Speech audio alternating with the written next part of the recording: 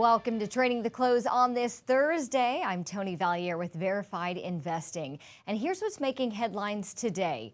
Google fires 28 employees after a series of protests against labor conditions and the company's contract to provide the Israeli government and military with cloud computing and AI services. Now, this comes one day after 9 Google workers were arrested on trespassing charges following a sit-in at the company's offices in New York and Sunnyvale, California. Tesla shares fall to their lowest level in more than a year after Deutsche Bank raised concerns over the automaker's increasing focus on its autonomous vehicle products when profit is under pressure.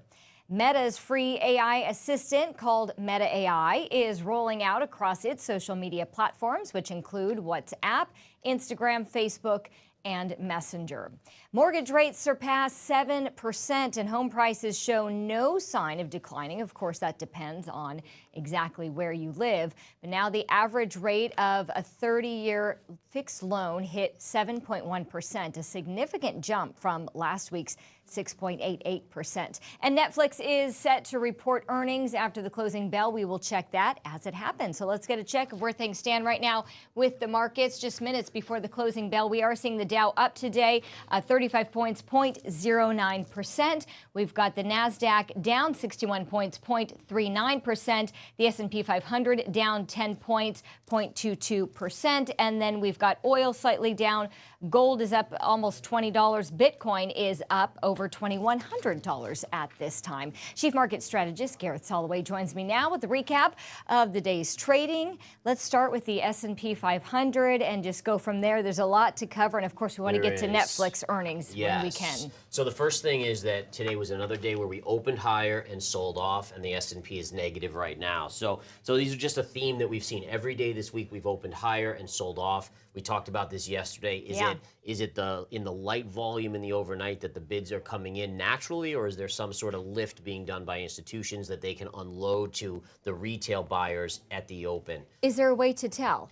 To be honest, not unless you're inside of these firms, probably. Okay. Maybe if you really study the tape a little bit, but again, it's just you can make these guesses, these educated guesses. So looking at the S&P today, we saw, again, an open higher on the day, and then for the most part, we just kind of sold off. We actually had multiple kind of blips across the day. Looks like the S&P, again, is just hovering. Look at how the lows today were literally right on that $5,000 level or 5,000 point level on the S&P. So I would expect tomorrow being Friday, they'll probably flush us through. There's a key technical level I'm looking for, and I think once we hit that, we get a bounce in the market. So look for potentially a gap down tomorrow, and then I'm going to actually be looking to scope out buying opportunities for at least a swing trade on that gap down if we fill the key level. Where's that support level that you're really looking at? Yeah, let's bring up that right now. So if we go to the SPY, you have it right here, right? So there's this level right here at around 497 on the SPY. It's a gap. There's a gap right in there.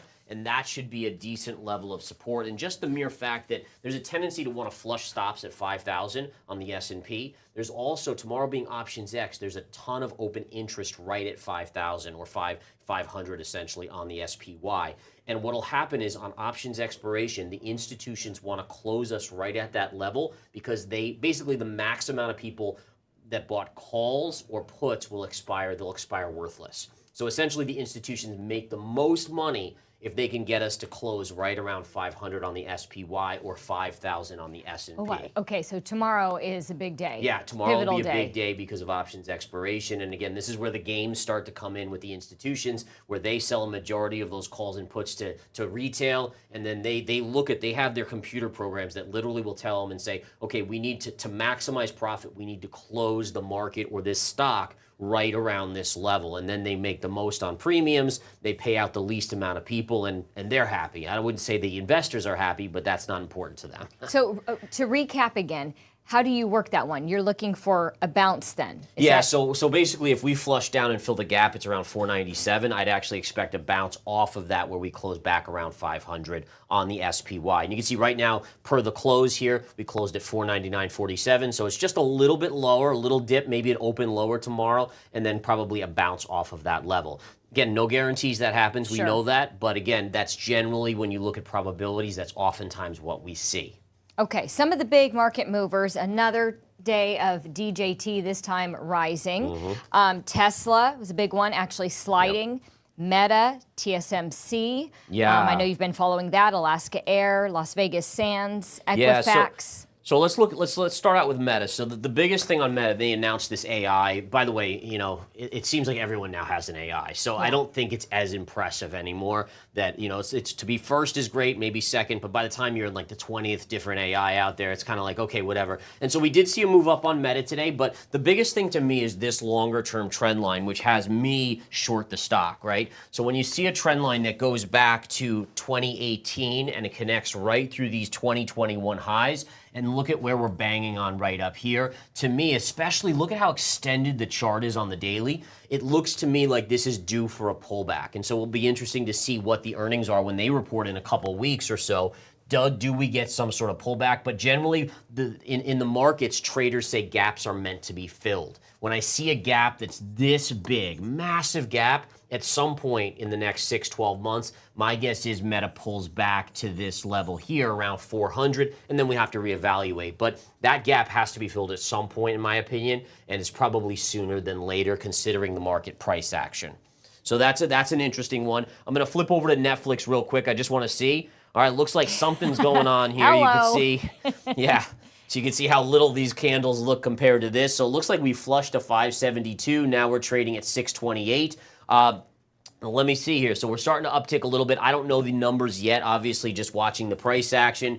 But let's just, in fact, go to the chart and just look at what the chart's telling us. So the first things first is we have this bigger wedge. So remember the wedge on the S&P that we broke. Look at how this one hasn't broken yet. So what this tells me is that there's a chance that it could rise as high as here, or if it does break, then you get a bigger breakdown. Right now, we're seeing it trade back in this range here, so it's still inside of that level. So again, going into this, you wouldn't be like, oh, I'm bearish or I'm bullish. It's kind of like, well, it's still in that range, so there's no bias yet. There's no major bias up or down on this trade. And again, it is going up just a little bit here. We'll see where it is in a little bit. We'll obviously have to check back in, as it will change minute by minute here. And it's you can actually a part of my phone plan, which I just find fascinating. I actually canceled it and it became part of my phone plan. I don't pay any extra, it's included.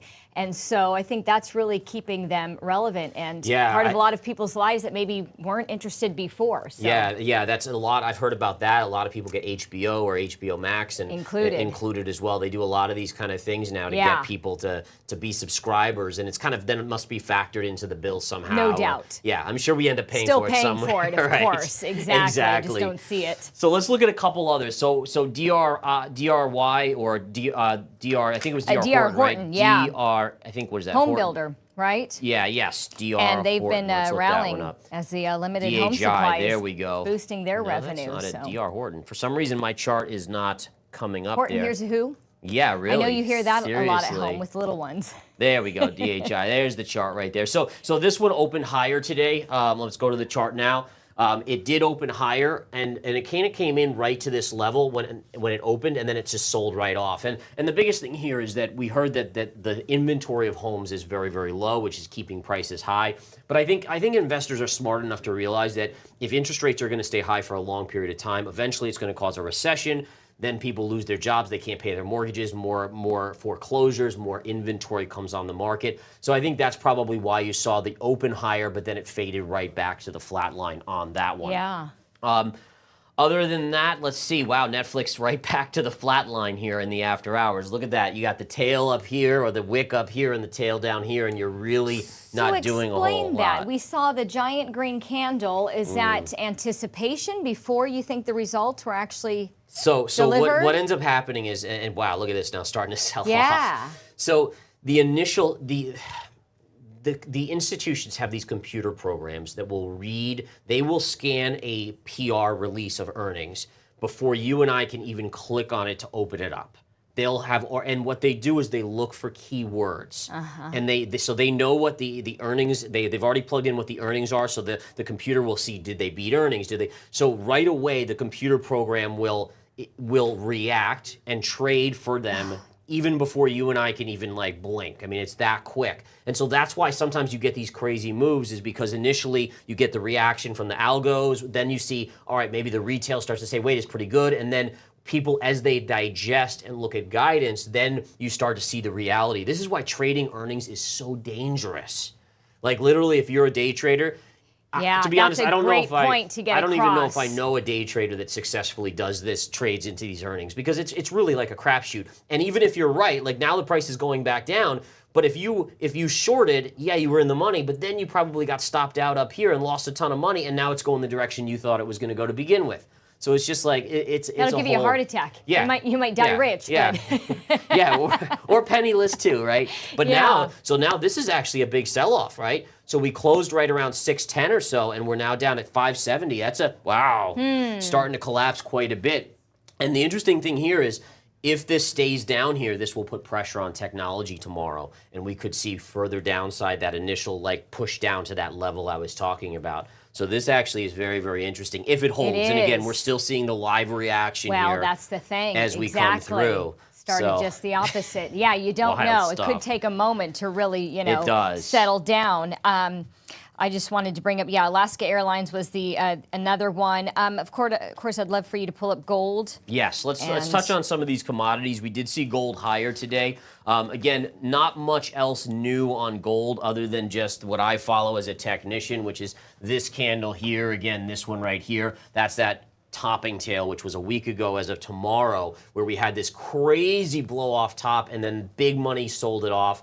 And so as of now, like we said, as long as that candle is still in play, meaning it is the dominant one, you don't have any higher closes up above that, then the angle is still bearish on gold in the near term, even if I'm bullish longer term. Yeah. And by the way, this is just another great lesson, is like, people have their preconceived notions, their feelings, their guts, right? We talked about this. And it's really, I've learned over the years, is that you have to block that stuff out, because it'll make you do things that honestly will cost you money. And then the market, it's almost like the market senses your preconceived notions and where you are, and it'll purposely go the opposite way. It's amazing. In fact, not to call out Lawton in here, but he's awesome, by the way. He's our marketing guy, but he put some money in an account he's never traded before, and we basically told him, do the opposite of what you want to do. Like if you want to buy something, short it. If you want to short it, go long. Yeah. And shout out to Lawton, buddy, if you're watching. I don't mean to put you on the spot, but literally, he did what he wanted, so he didn't do the opposite. Dropped like 30% of lost 30%. No, now he only did like a very tiny amount. He's smart enough. Like we told him, like, listen, you see, if you're first time ever trading, don't do more than just a tiny bit, so that, because you're going to lose. Like everyone loses when they start. Yeah. But it was just so interesting to watch that, like you think you should buy this, and then it goes the opposite way, almost as if the markets just gang up on you. I'm sure we all felt that. Well, that's why I've held off. I'm easing into it. Yes, I know, you're easing in. And you did not know this, but I actually have a quote from you on your website today. It was something that I wanted to leave you with, but I'm just going to throw it out now. You wrote, in general, the best investors in the world think the opposite of the crowd. Yeah. So just always keep that in mind. You've taught me that lesson since day one. You're always, pumping that in my head. Easier said than done to follow. It is. Because you do feel a certain way with everything. You feel like something feels right or it doesn't, but it's not about that. It's not about that. And to be honest, the thing is, when everyone gets in one direction, like I wrote an article today, it sounds like this is from it, is that where we now have so much, like 93% of people favor either a soft landing or no landing at all for the economy. Yeah. And that is for me, that raises alarm bells when you get that consensus to be that high, because it basically means that everyone assumes everything's going to be fine, which opens the door to any little blip, that it might not even be a horrible blip, but any little blip is going to throw a curveball at those people that assumed everything was going to be fine, and it puts the market at a vulnerable spot. And what do we see lately? We see the stock market down, down, down, right? Yeah, exactly. Do you want to go over oil before we get to Bitcoin? Because tomorrow's a big day for Bitcoin, tomorrow night specifically. So oil, again, yesterday oil tagged my first level on the chart that I've gone over. Today it tagged basically the second level. So now this is a big level on oil, because again, a ton of support is right in this range, right here. Now, generally you would expect a bounce. This is what should happen in oil. So it should get some sort of bounce.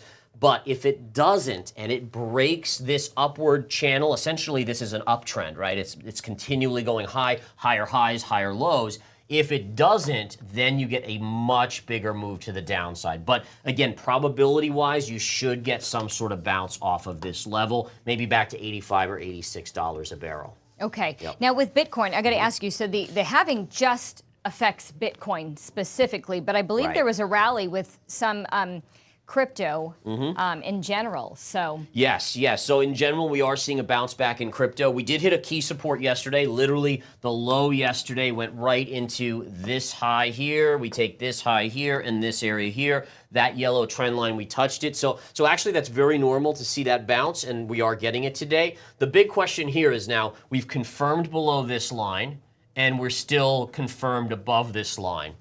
So now you have a scenario where you might end up just going like this until, unfortunately, right? So look at the bigger pattern, right? Yeah. Look at that bigger pattern, right? So you have the down move. That, in general, is basically a bear flag. Well, that would probably be at the opposite side, but you guys get the point here. It's a bear flag pattern that usually leads to the downside. Now, again, if Bitcoin somehow can reestablish itself up here, now it's bullish again, right? Then the probabilities shift. But as long as you're in this range here, that becomes more and more of a bearish pattern that eventually you would think would bring downside in the chart. So again, this is what it is. It's like it's amazing, and in a weird way, it's freeing. Is when you start just letting the charts tell you, and you understand that when something happens, it can totally flip your view around. It's very enlightening and very freeing, because you're now not like, oh, it has to do this. And what it does is, when you know, and this is probably the most important thing about trading or investing, is that when you know it can flip around and turn bullish or bearish on you, you're not going to bet the farm on it. yeah. Because it can change, and you start to recognize that. So many people, and this happens in crypto and even in stocks, they're like, oh, I really like Dogecoin, so I'm going to put all my money in this, or I'm going to really like this. And once you start recognizing that it can flip like that from bullish to bearish and bearish to bullish, you're like, wait a minute. Maybe I shouldn't put all my money here. Maybe I just diversify around, and then I have a wider net to catch gains, and that's how you make real wealth. And by the way, another thing that people say to me all the time is like, oh, well, only the rich people can diversify, right?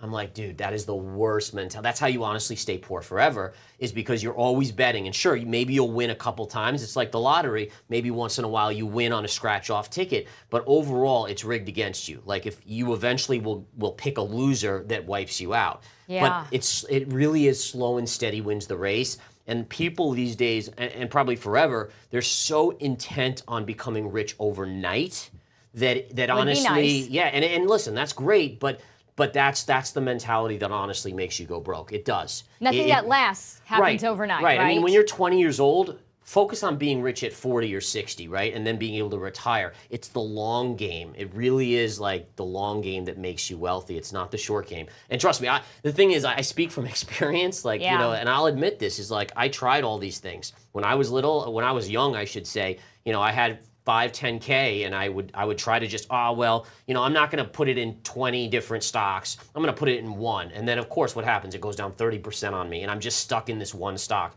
down 30%.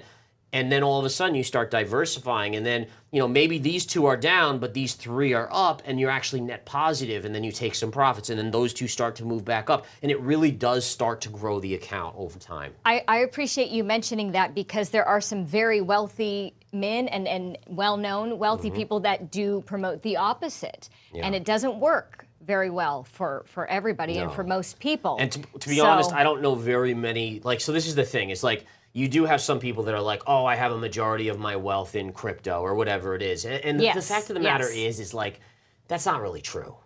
Like, all right, so let's say they're worth $3 billion, right? Yeah, they might have $1 billion in crypto, but then they got properties all over the U.S., all over the Caribbean. They've got so much other wealth that they know that, I mean, listen, if I had $3 billion, I might put $1 billion in crypto too, because you know what? If I lose 100% of that billion, I still got $2 billion left. Exactly. So you make a great point, though. So people just have to realize that, is that the people that are really wealthy, they can afford, because they know they can live off of the other amounts of money, even if it's a large chunk of one thing.